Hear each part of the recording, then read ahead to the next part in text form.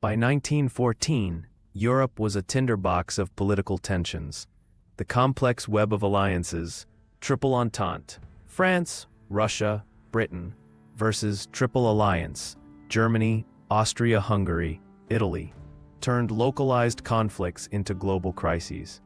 Nationalistic fervor and imperial rivalries, particularly in the Balkans, created perfect conditions for war. Historical records show diplomatic telegrams between capitals increased 300% in the months preceding the war, signaling deteriorating relations. Between 1900 to 1914, European military spending skyrocketed by 50%. Germany's naval expansion challenged Britain's dominance, producing 17 new dreadnought-class battleships.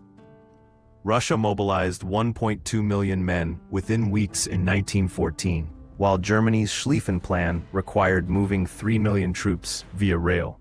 This unprecedented militarization made war increasingly inevitable as mobilization timetables became self-fulfilling prophecies. Military planners severely underestimated modern warfare.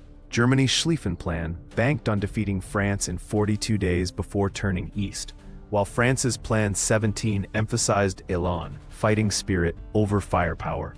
British Admiralty war games in 1913 predicted trench deadlock, yet leaders ignored warnings.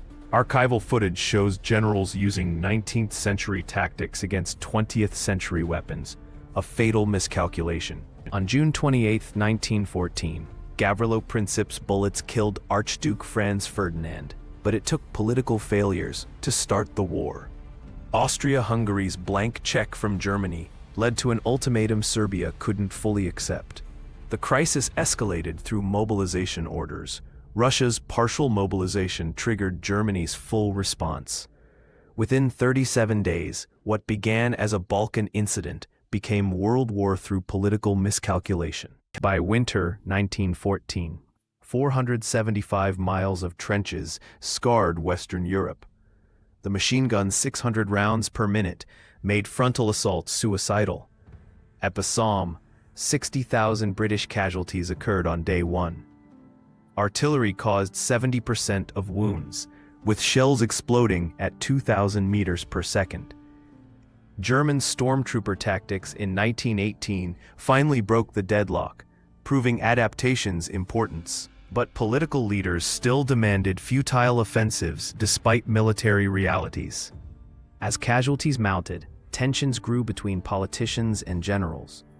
British PM Lloyd George secretly limited reinforcements to constrain Haig's offensives, while French mutinies after the Nivelle offensive, 187,000 casualties, forced political intervention. German Chancellor Bethmann Hollweg lost control to Hindenburg and Ludendorff. Declassified memos show 83% of wartime meetings featured military-political clashes over strategy versus public morale. Industrial innovation outpaced tactical adaptation.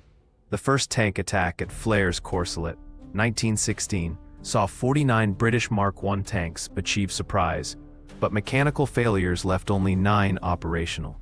Phosgene gas caused 85% of chemical casualties, while aircraft evolved from reconnaissance to dogfighting. Manfred von Richthofen's flying circus downed 80 planes.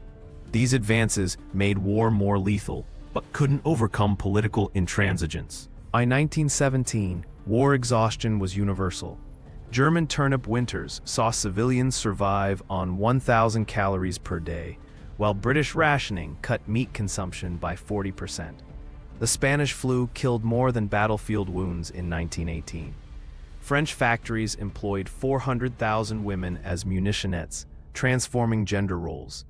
Recently uncovered diaries reveal 72% of families had given up victory hopes by 1917, forcing politicians to reconsider.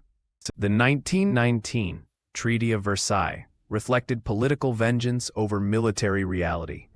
Germany's 132 billion gold mark reparations, equivalent to $442 billion today, crippled recovery while allowing a 100,000-man army, enough to maintain order but fuel resentment. Secret memos show French Marshal Foch warning, "This isn't peace, it's a 20-year armistice." His prediction proved tragically accurate.